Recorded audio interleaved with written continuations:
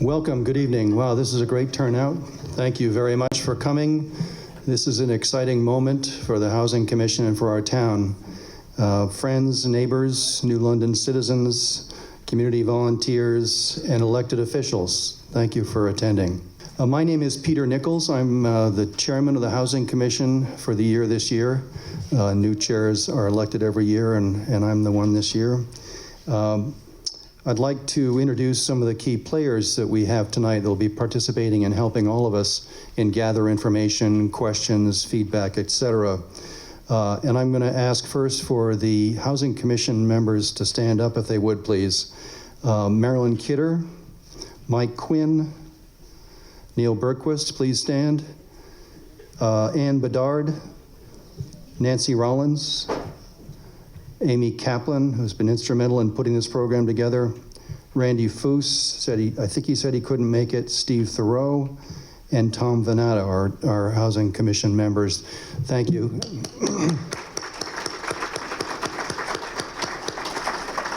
They'll be involved in gathering the cards that you'll be jotting notes and comments on going forward. We also have our two consultants who are doing a stellar job, and you'll see their work tonight. Steve Whitman. Where's Steve? There he is back there. Steve Whitman. Zach Brohinski is here. Liz Kelly is back on the desk. Hey, Liz. They'll be collecting cards, interacting, and Crystal Kidd is back there as well. She's waving. Our other consultant is RKG out of Cambridge. Eric Halverson here, and Allison Christensen right there. She'll be speaking tonight, and anybody's available for questions and comments. We're also very lucky to have the support from town staff who have been incredibly supportive. Kim Hallquist has been helpful. Adam Ricker, of course, has been a pillar of this organization of planning. Cara Leone, and also Lynn Lewis, who's been helping us pay the bills. There she is. So thank you to them.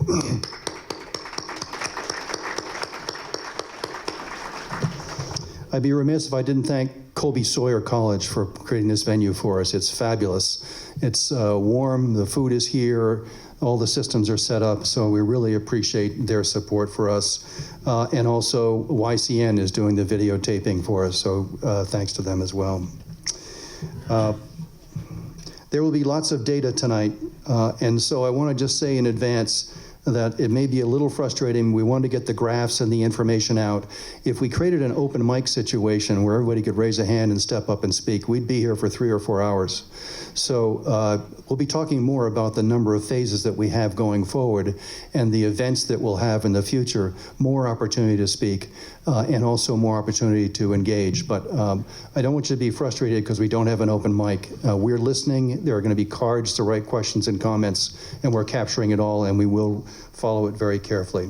So what is Paths Home? Paths Home is really a program that was generated by the Housing Commission working with a HOP grant, the Housing Opportunity Planning Grant, that came from the New Hampshire Housing Finance Authority, over $100,000 that we received as a grant. It really came in the wake of the vote that occurred in March of 2024 when zoning regulations were turned down by the community. And that's not bad. It's actually what we need, is to hear from the community as to what they want. The problem with voting is it's a binary response. You either vote yes or no. And you can't say no because, you just say no. So this program really is a 3-phase program, we'll go into details, that is to engage with the community first with an education based, looking at graphs and information on the town, and then listening to responses. It's really, the grant allowed us to hire best-in-class consultants, and it's a rare opportunity that we're going to make the most of. The keys to success really are deep studying, learning very carefully about the community, and community engagement. What I think it's important to remember is the commissioners are volunteers. We're all volunteers. We're longtime residents, and we're really servants of the people. We serve you. So you will need to listen and give us feedback and eventually decide by voting. But we are volunteers, and we're servants of yours, and we're really only advisors. We are not a planning board. We just advise based on the knowledge that we develop on housing. So we're all here really like you because we care, and we are concerned about town character, about the quality of life here in town, and about the long-term sustainability of the town. This is the first phase of Paths Home planning.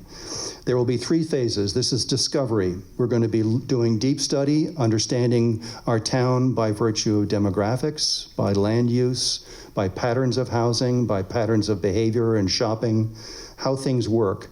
The second phase will be visioning. Once we understand a lot of facts about the town, what do we want to see? Where would we envision different possibilities? And that can go in a lot of directions and will stimulate a lot of conversation.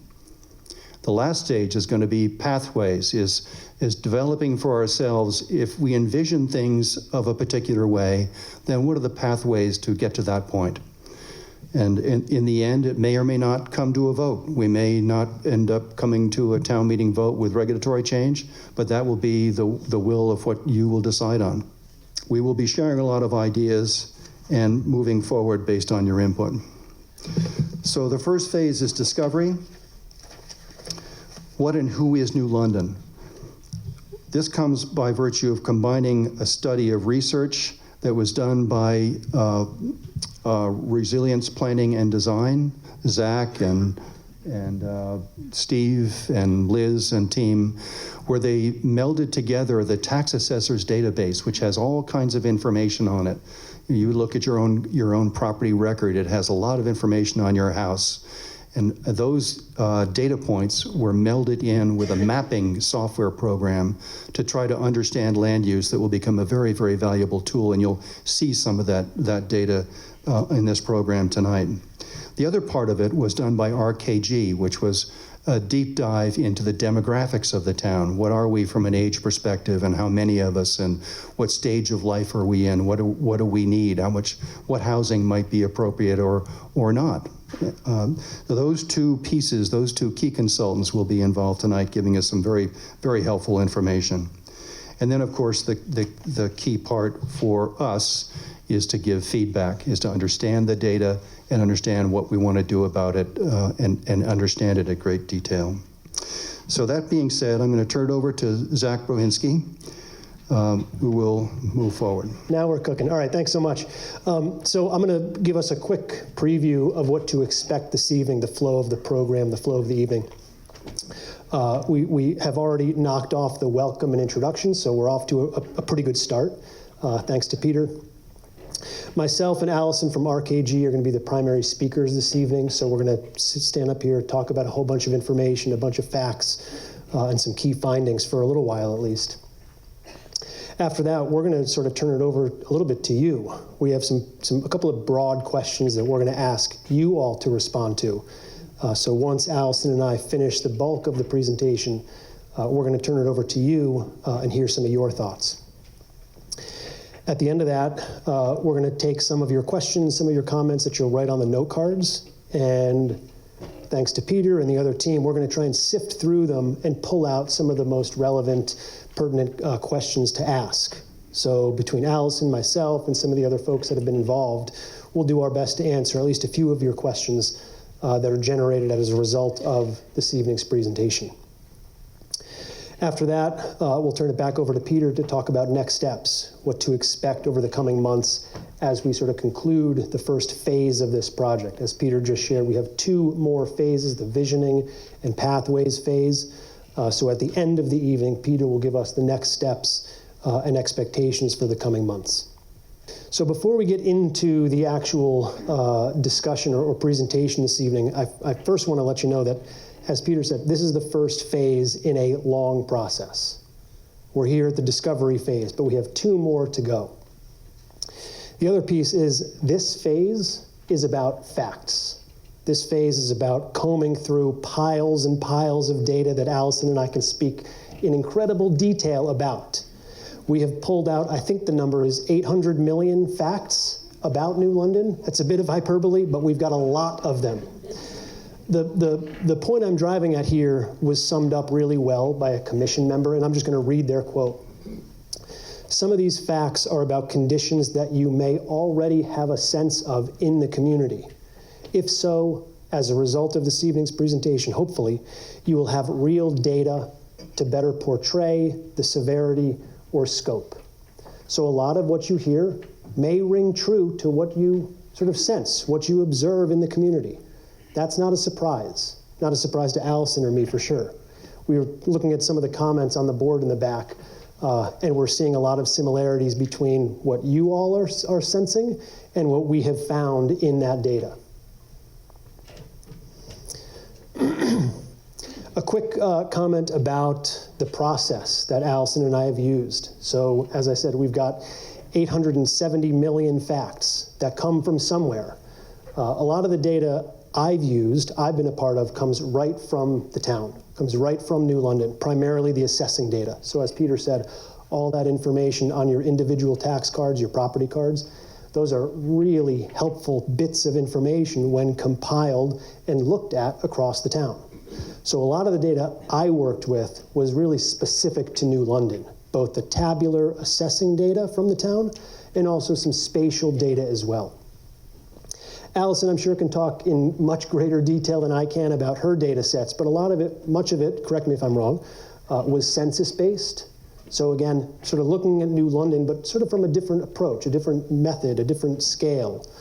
And also, Allison and Eric and folks at RKG have access to a lot of third-party data, things like AirDNA, things like Redfin, that are collecting information on short-term rentals, that are collecting information on sales prices, home sales prices. So between the town's data that I was working primarily with and census data and other third-party data, Allison and I have come to this topic this evening from a lot of different angles.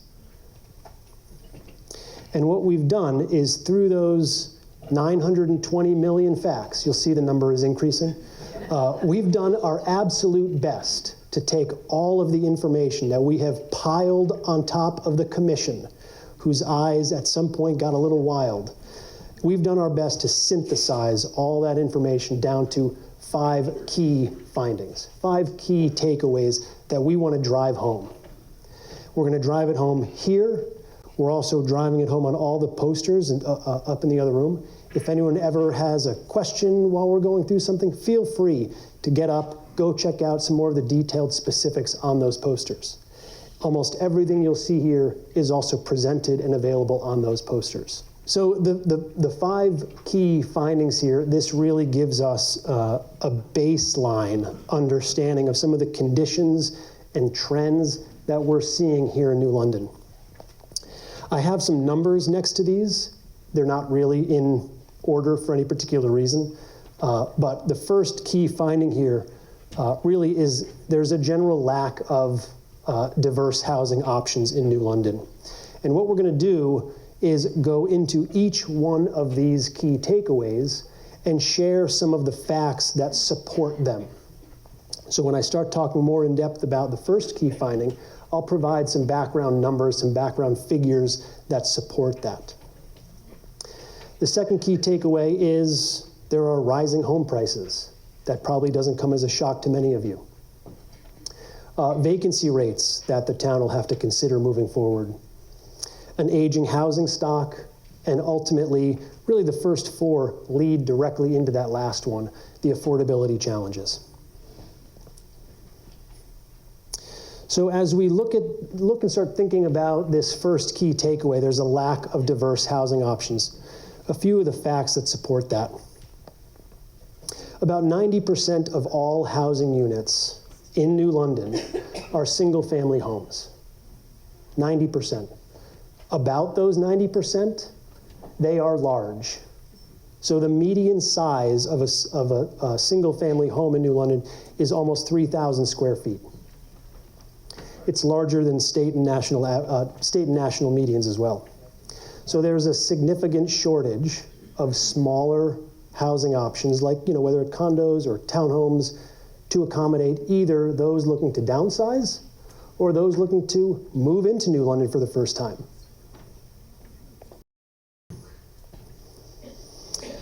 New London's home size by number of bedrooms is a bit off balance when compared to county state, and the nation. I'm going to explain this graph here as best I can.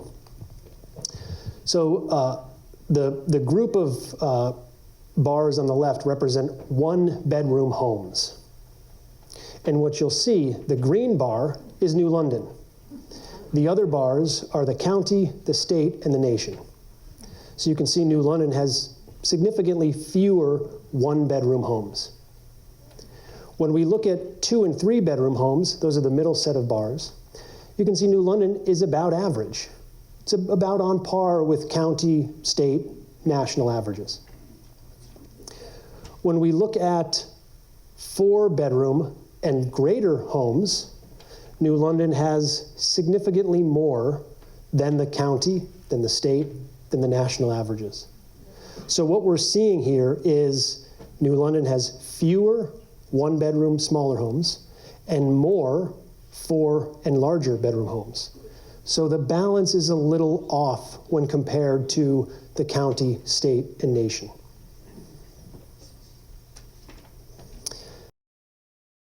Most residents in New London own their homes, and most of these homes have 3 or more bedrooms with only 1 or 2 people living in them. And so the first big item here is, it's no surprise that there are a lot more owners than there are renters in New London.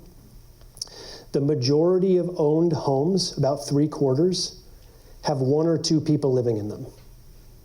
Conversely, 3/4 of those homes have 3 or more bedrooms. So we have larger homes with more bedrooms and fewer people living in those large homes. So all of these get to the point of a general lack of diverse housing options. So again, most of the housing stock is single-family homes. They are large homes that don't necessarily accommodate whether it's an aging population looking to downsize or a younger population of residents looking to move in with younger families.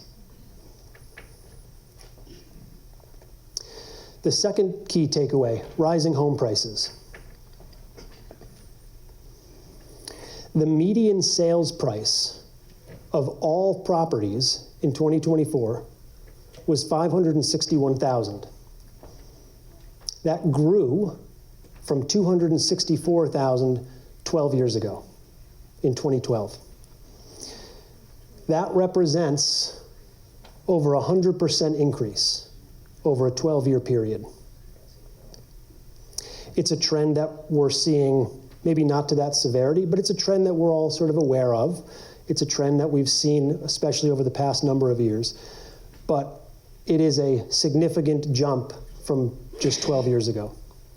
In 2024, the median value of single-family homes in New London was $619,000. So this compares to the previous number because we've now pulled out single-family homes, which are generally going to be larger, more expensive. So the value of single-family homes is $619,000 in New London. As of 2022, nearly half of the homes in New London were worth more than $500,000. Compared to 5 years ago, about half were between $250,000 and $500,000. So again, I'll do my best to explain this chart here. 5 years ago, we had about a little more than half of the houses were between $250,000 and $500,000. Move ahead 5 years, we now have about 45% of those homes are now valued at more than $500,000. So we're seeing home prices get more expensive. Heightened competition from whether it's second home buyers and year-round residents, combined with the limited housing inventory, which Allison will talk about in a little bit, has really made New London an increasingly desirable and competitive place to live for potential home buyers.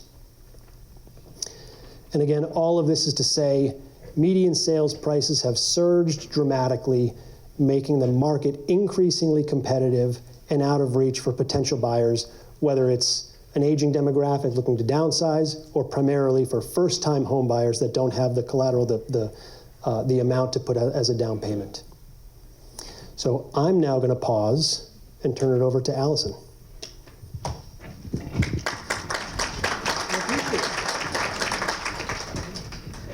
All right, I'm just going to check. Everybody can hear me well? Thumbs up? Awesome. Okay, so now we're going to look at vacancy rates for homes in New London. So over the past 5 years, the census found that about 1/3 of all of New London homes are vacant. That's about 33%. So this is often led by seasonally vacant units. A seasonally vacant unit is defined as a unit that is vacant for 6 months or more throughout the year. So as you might expect, New London is a seasonal place where people like to come in the summer to go hiking, spend time outdoors, and in the winter to go skiing at Sunapee. So a lot of these vacancies are led due to that seasonal aspect of the town. When we look at it compared to the county, you can see here on the bars on the left that represent New London, over the past 10 years, it is a lot higher than the county and the state averages. When we look at the increase over the past 10 years, we see that seasonal vacancies have increased by more than 40%. So when we talk about seasonal vacancies, some might ask the question, what about short-term rentals due to the seasonal aspect of New London? So we looked at AirDNA data that looked at the submarket in the Lake Sunapee region, and we saw that there has been an increase in overall short-term rentals in the area. The regional housing needs assessment found that only about 18 of those are in New London. So although it's not a pressing problem for the town of New London as of right now, it's something to consider as we continue into the future and look towards the seasonal aspect of the town. So I've been mostly speaking about the seasonal vacancies in New London, but if we look at this graph here, this talks about the available vacancies in New London. So the graph on the left represents the inventory of available listings of homes in New London. So this is Redfin data, and you can see that for 2024, there are very few active listings in New London. And actually since 2020, there have been no more than 10 homes at a time per month on the market at any given point in time. So over the past 4 years, there's never been more than 10 homes on the market at any point in time. If you look at the days on the market graph on the right over there, that talks about how long these listings are online for. And over that same period of time, it's been about a month where homes are spending on the market. So this really speaks to the demand of homes in New London. So although there is that vacancy rate of 33%, we can see that the actual availability of vacant homes is very small. And we like to say that a healthy vacancy rate is between 5 and 8%. So when we're talking about a 33% vacancy rate, we need to find ways in order to bring that down and offer more year-round opportunities for residents in New London. So again, this is just something to consider as we look forward into the housing landscape for New London. Next, we are going to talk about an aging housing stock in New London. Here we can see that the median age of a single-family home in town is 1978, compared to multifamily units, which is 1929. Yep. Exactly. So that's almost a 50-year difference between single-family homes and multifamily homes. This is a drastic difference when we talk about the types of units that these are. So single-family units are usually owner-occupied. Multifamily units are usually renter spaces because they cater to a smaller area for renters who don't spend as much time in those units. So when we're talking about this aging housing stock, as we can see here, older rental homes, there are older rental homes in New London compared to the rest of the county. Older homes often need further repairs than newer homes. And if we think about it like an old car, if you drive an old car for a long distance, you're gonna need more time to repair and more money to put into that car to make sure that it runs smoothly. The same goes for a housing stock. So if you have older homes and you're not continually putting money into maintenance of these homes, they are going to fall into disrepair and possibly fall out of the housing stock. So with a short inventory already, we can't really afford to lose these homes. So the required maintenance is only that much more important. So with more than half of all homes in New London being more than 40 years old, we run into issues of plumbing, we run into leaky roofs, crumbling foundations, and corroding pipes that all require a higher level of maintenance. And so again, if there's so few amount of rental units in town and all of those are older, that only makes it that much more important to invest in these properties.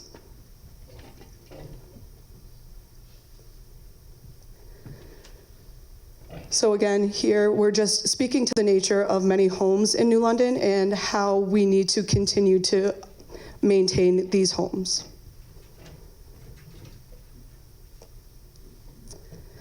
So all of this leads into affordability challenges. What does it mean to actually afford a home in New London?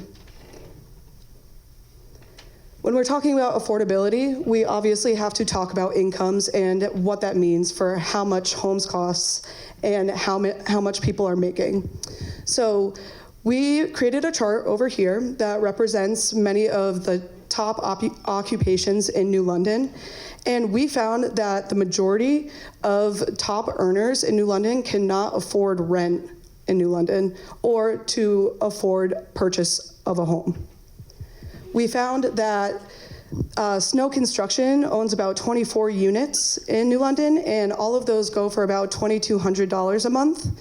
And in the census, we found that the median income is $87,000. So when we look at those numbers, we see that you probably need a dual income to afford any type of home, whether you're renting or buying. And with the numbers that Zach found for the single family properties in New London at about $620,000, you would need an average income of about $140,000 to afford a home in New London. We also pulled the numbers for the average monthly rent for the region because it is below what is currently being asked in New London. So it's about $1,500 and you would need an annual income of about $62,000. And if we go back to the age of the affordable housing stock, the age of the housing stock, it was about 50 years younger than what homeowners are buying. And this is to speak to the demand of rental units in New London, where people are willing to spend more money to be in town than to buy a newer unit. So now we look at a supply and demand graph for housing units in New London. So this graph is comparing income, so the area median income, which is a distribution of incomes in the area where half of everyone in the area earns above that number and half earn below. So this is a breakdown of what homes are actually available for these different income levels. So if the bar, like right here and right here, are below the graph, that means that there's a higher demand and less supply of those homes for those income ranges. If the bar is above the axis, that means that there is higher supply and less demand. So when there is higher demand and less supply, this is for under 50% of AMI. So that is the more affordable homes in the area for these low to moderately low income levels in New London. Go over that again, please. Yes. So again, so this is supply and demand. So with a high demand, meaning that a lot of people want to buy homes that cost less or are targeted at lower income households, that means that there is a deficit of homes in the supply. If there is a surplus, it means that there is less demand and more supply. So this is to say that there's likely many households that are buying down, so buying homes that that are more affordable to them, but it often constrains the people who earn less, and they often have to spend more than 30% of their income on housing. So we like to say if you spend more than 30% of your income on housing, you are cost burdened. What are the bottom percentages? So that is the amount of income that you're making based on the area median income. So those people who are making 30% of the area median income. Are low-income residents, and there is not enough available housing for them to affordably buy a home in New London. And what is the median income? I believe it is around $115,000 for 100% AMI, so I would have to look, but it would be 30% of that, 30 to 50% of that. So continuing talking about cost burdening, where you spend more than 30% of your income on housing, we see that more owners are cost burdened in town compared to renters. This is not surprising for New London because there are fewer renters and more owners, particularly owners who are retirees and on fixed incomes. So we see here that owners are more likely to be cost burdened than renters. And this is unlike many other communities where renters are more likely to be cost burdened. So when you're being cost burdened, this means that you have less money to spend on other needs, such as healthcare, education, and other areas of need like food, and it's all going towards housing. So how would I read the 66% on the owner, and how does that correlate with the percentages underneath?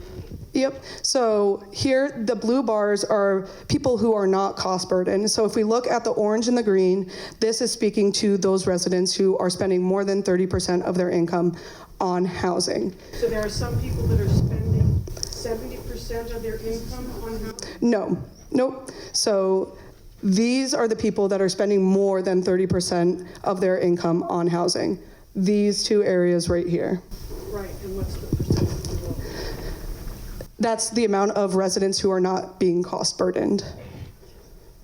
So 66% of owners are not cost burdened, but we are more concerned about who is being cost burdened and who is spending more of their incomes on housing costs. Housing costs include rent, mortgage payments, utilities, and any other housing costs that may be associated, property tax. So all of this is to say, buying a home in New London is extremely difficult, not only for first-time buyers, but for anybody trying to buy any style home in New London, whether that be renting, owning, it is extremely unaffordable. So this brings us back to all of our key findings of our study. We have a lack of diverse housing types in New London. We also have rising home prices.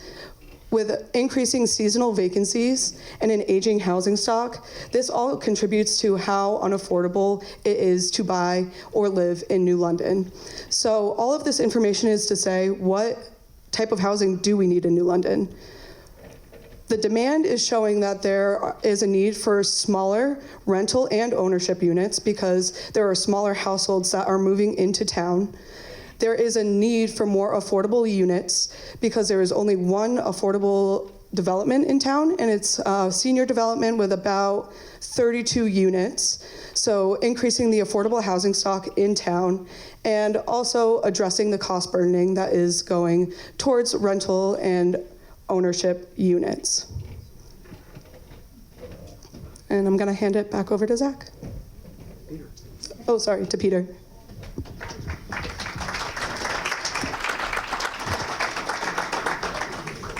I told you your heads might be spinning.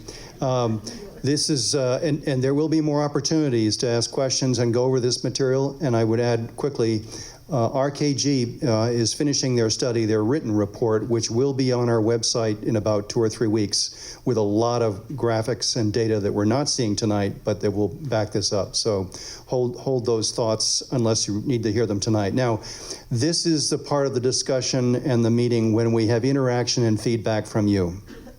On your chairs were several cards, note cards, and a pen. I hope that works. And we'd like to ask you to, where's the clicker there? Thank you.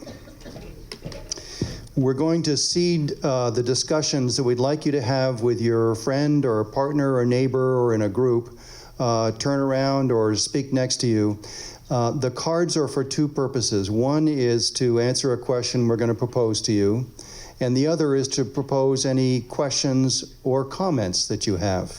This is the beginning of the interaction because actually on our website, there is a form that when you go home tonight and you're thinking about this, you'll be able to go on the Paths Home section of the Housing Commission page on the New London Town website. You'll see that form and you can ask further questions. So if you think of things later, that's okay. The first question we're going to pose to you: do you feel that New London's housing supply is diverse enough to meet the needs of existing and future residents? Why or why not?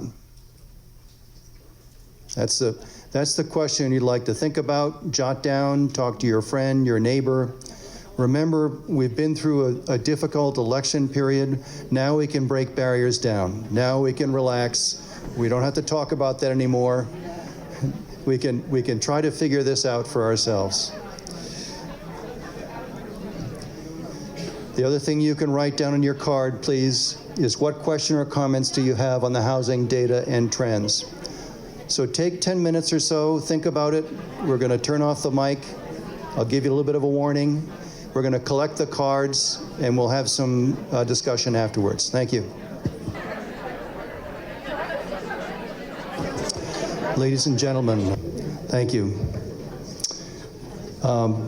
We've sorted out the questions as best we can. We'll not be able to answer them all, but it's just great feedback, and we ask, please, if you have more questions or thoughts, leave them on the desk on the way out, put them on the website. We need your feedback. This is very important. I'll touch on just a couple of maybe the softer ones because I'm least technical, and we have some real firepower here to address those thoughts. And just anecdotally, why is it bad if someone owns a seasonal housing? It isn't bad. It's just an underutilization of available houses.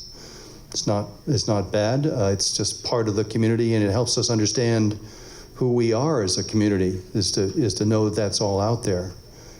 It might also have a relationship with a short-term rental situation because maybe they're more available.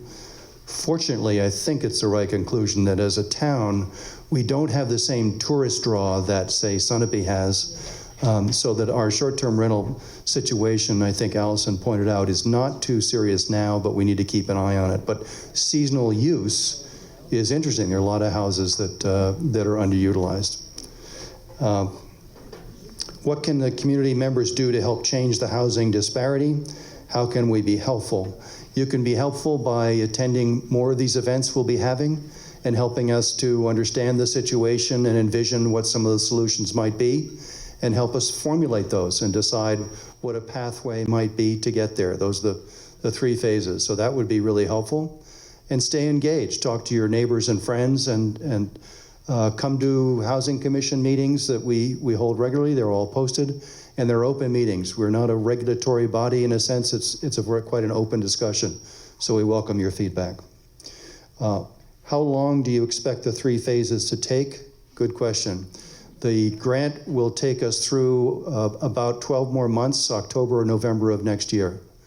And we're being judicious with the way we spend our money. And we have just a little bit of money that the town has given us. Thank you to all of you as part of our Housing Commission budget. So we can augment that just a little bit. But we're spending money wisely, and we've got some best-in-class consultants to help us. So now I'm just going to turn it over to our group. Start where you'd like. They're going to try and answer some of the cards that they have. Who wants to start? Okay, so one of the first questions was how does New London seasonal vacancy compare to Sunapee and Newbury? So again, the overall vacancy rate for New London was 32.5%, led by seasonal vacancies. And for Sunapee, their overall vacancy rate is 53%, and Newbury is 51%. Okay, the next question is on affordability. So if affordable housing is defined as a certain percentage of the median income of the area, won't the rents be much higher than most for folks who work here can afford compared to less affluent communities? So yes, but the area median income is taken regionally. So if you think about the most affluent communities and the least affluent communities in the overall area, it does smooth itself out. So it gets a really good depiction of the overall income in the area. So it takes all of the incomes across the region to account for that. But yes, it does affect who can afford to live in town and who works in town. How are you defining the region? It is defined by HUD, so it is CHAS data, so it is Comprehensive Housing Affordability Strategy data. So it is, I'm not sure exactly how large the region is. I would have to look it up specifically, but it's usually on like a county basis. This question is similar to that. What is the source of median income information? So from the HUD data. And it is defined per household size, so how many people are within a household. And my last question is how does housing data assess current and future needs? Lots on current state of housing stock, but nothing on current or projected demographics. So we were able to take some projected population demographics from the Regional Housing Needs Assessment, and it is projected by 2045 that there will be just over 4,600 residents in New London. To get an accurate depiction of what it's like today, it's about 4,400 residents. So over the next 20 or so years, there will be an added 200 residents, or projected 200 residents to town.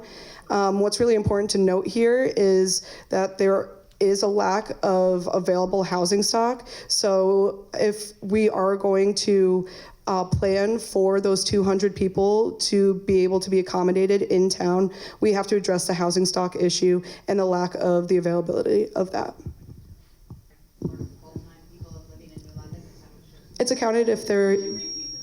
Yep, the question was, are seasonal people accounted for in that calculation? So if residents are residing in town for more than 6 months of the year, then they are counted in that calculation. Steve, you want to step up next? There you go. That's a good microphone. All right, so I'm going to do this with Zach, who has not seen the questions. But basically, but Zach is very well aware of the next two phases of the project, and there are quite a few questions that I have here that are related to, do we have enough land for additional housing units? Do we have the appropriate infrastructure for housing units, both water, potentially sewer for some types of housing units, or the land available for well and septic for other kinds of housing units, and even will the transportation network be able to support these potentially 200 people over 20 years. And as Eric was pointing out, we were having a side conversation, it's not just the new people coming in, but people living in smaller and smaller units and the need for additional units within the existing population already. So there are a bunch of questions about infrastructure and the capability of land here in New London to handle any housing that may come this way. Can you talk a little bit about how phase 2 and the work you're doing with the assessing data and the GIS software will help with that? It's not surprising to any of us that we got a lot of questions about, well, great, but what's next? So we were expecting this, expecting a lot of those comments and general questions.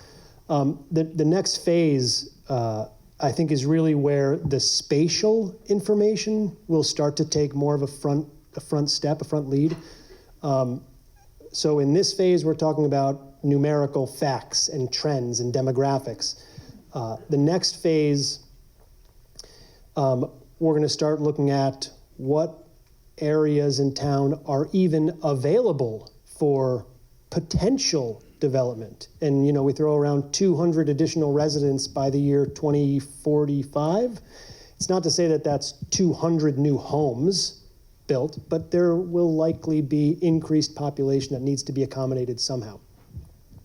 This is a long way of saying some of the constraints on development include things like wetlands, steep slopes. So yes, while a slope of 50 degrees theoretically could be built upon, it's likely not to be.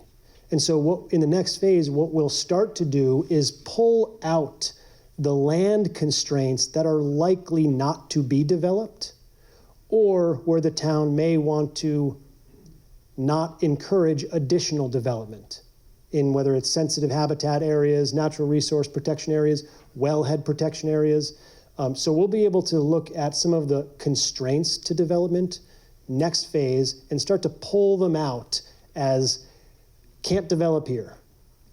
Does that begin to answer the question, Steve? It does, and I think it touches on another thing, which is we've been talking with the Housing Commission about this, and some of you may not have heard those conversations, but as we look at housing in New London and see what your opportunities are, it's not forgetting about all the other priorities you have within your master plan, right? So you have a long history of conservation, you have water quality concerns, you have other things you're trying to accomplish. So it's not forgetting those, it's trying to find what the right balance is, be informed by your desires and the realities of the landscape.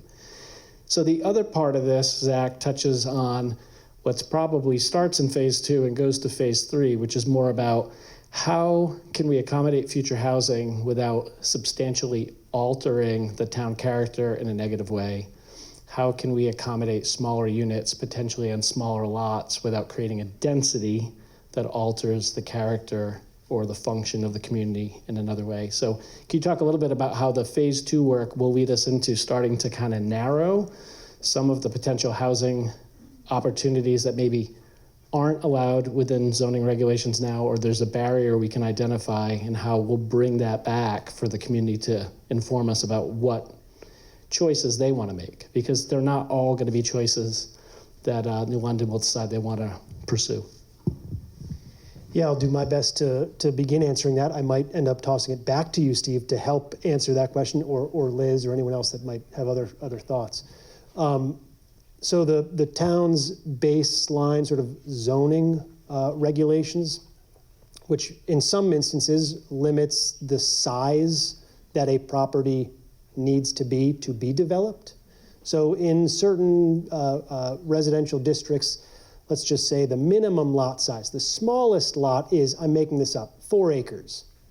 Well, if there aren't any properties of that size in that zone, it is less likely to be developed. There's some caveats to that, but and so in the next phase, as part of these sort of constraints, one of the things we can begin to look at are some of the zoning regulations and what areas, what properties could be developed, could be subdivided and then developed. So there's a lot of information that we can manipulate in the spatial data of New London that'll help us understand where in town could future development be? Not that it will be, but where could it be supported? Again, I'm not sure I'm really hitting it home. So if you want to round that out, Steve. You're doing a great job. So Zach's trying to talk about the phase without trying to talk about what choices you might make, because we don't know what choices you'll make. And we don't know how phase 2 will inform phase 3. There's another team member that we haven't mentioned who has worked with the Housing Commission before, Mark Fougere, who's going to be back to help in phase 2 and phase 3. And Fougere Planning and Development has worked with Eric and our firm on several projects around New Hampshire. And one of the things he's going to look at, which is on some of the cards that Peter and I were just seeing, is help us think about how some of these different housing types might have an impact on taxes. So that's obviously a question that we're seeing kind of sprinkled in with infrastructure or with other questions about future housing. So that will be a part of this as we start to narrow down where units could be created and whether or not the zoning allows those to be created today. And if there are new approaches that we want to talk about, zoning could be changed to allow a different type of housing unit to be built. Mark will help us with that as well, that analysis. At the end of the day, even at the end of phase 3, if you were to pick some strategies for creating new housing units and you were to create zoning or some kind of regulatory language and adopt it, it doesn't ensure that those units will be built. There has to be market demand for them. There have to be developers willing to build them. So let's also be clear that just because you decide that you want to allow something or incentivize something, it's not a guarantee that they'll be constructed. And that was one of the other conversations we were having. Just touching on a couple of the comments that were made here, and these are just general comments. One of them was, why do we need to be responsible for providing workforce housing? No, I've heard that. These are friends, people I know, who said, that's expensive for us and taxes will go up. So we need to understand what the lack of workforce housing means to us. And I think the Housing Commission has previously had several sessions that tried to shed some light on that. There's one that's written on the other side of that argument, and I heard the ohs and the ahs, I know, but we need to listen to each other and address concerns. This one is there is no diversity, that needs more diversity in housing, especially for those engaged in service like nurses, childcare, home health, and other types of services and employment. Most of employed in town seem to live elsewhere. Our town life would be enriched by the ability for people to both live and work in New London. So there's an opposing point of view. I'm just helping you understand. We need to understand together. There was another question, will this data result in modification of zoning by other land use matter to promote affordable construction? And the answer is that's up for you to decide. We are putting together thoughts, we're learning about facts, we're going to be doing some visioning, and then if we seem to have some consensus, we'll start to build some pathways. How are we going to get to where we need to do? We'll have some tools from RP&D, from Zach and his team. We'll have the full study done by RK&G, which will be on the website. You'll be able to read it, a lot more data. And so that is there. Let's see. People who want to downsize or upsize can't find a home to move into. There's a question of who pays for all the maintenance of this housing. We have old housing stock, but I think that points out the fact that there's a large capital outlay and somebody has to pay for it, so who's that going to be? We also know that the cost of construction is very high. So if we're talking about the notion of making the cost of land for a housing unit less expensive by virtue of making it more available, that helps, but there's still the raw cost of construction. There's just so many levers we can work. But speaking to the benefits of smaller housing, the total cost of a house is less if you build it smaller. And we also heard tonight that we have very, very large homes here, and a number of people, perhaps even me contributing, that might downsize. And so there's a big structure that could be used in smaller increments if we find ways to do that. Yes, Steve.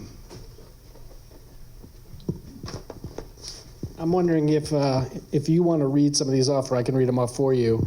But just as we're before we go to the next phase of the questioning. So many of you walked in and wrote 1 to 3 words, or you read something up there and you said, I was going to write that, and you walked by. So we said 1 to 3 words, how would you define housing in New London?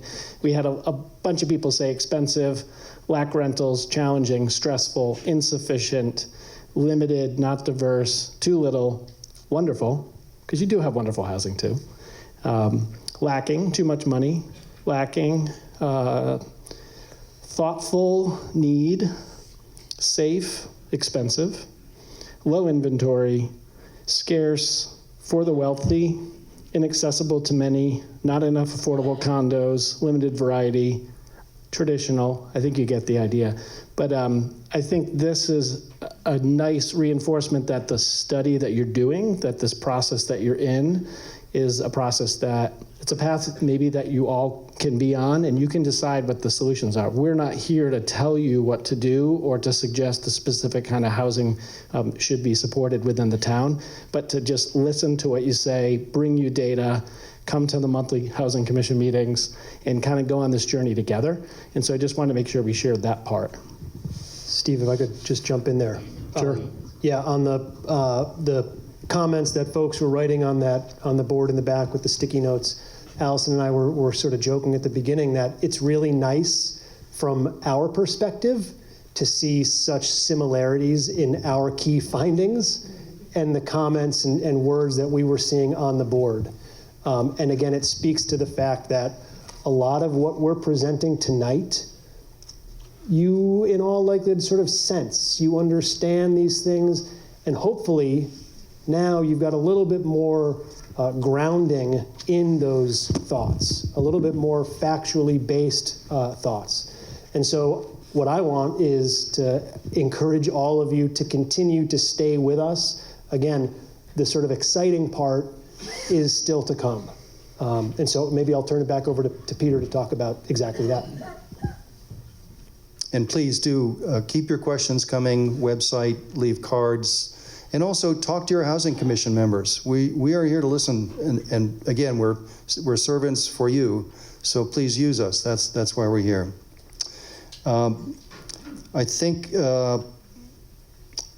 will be monitoring the Paths Home website with your comments, so you should please stay involved.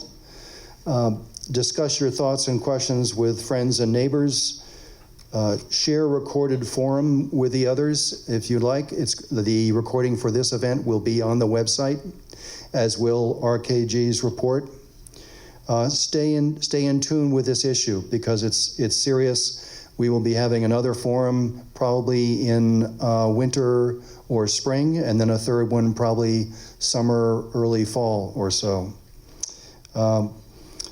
The RKG tool, the RP&D tool that Zach has developed, the mapping tool, will be available for us as we move forward. That's a little hard thing to demonstrate because it's so powerful, but it will be available.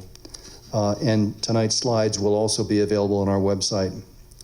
So with that being said, please stay for a minute, review the boards if you'd like. Please take the food with you. We can't take it with us. Enjoy, talk to friends, keep an eye on our future meetings, and keep in mind that for our future forums, we also will have childcare available. It wasn't heavily utilized tonight, and we need to hear from our younger generations. I'm old enough to say that includes a lot of younger people, but please, childcare will be available, so invite others who will participate and are part of our town. Thank you very much.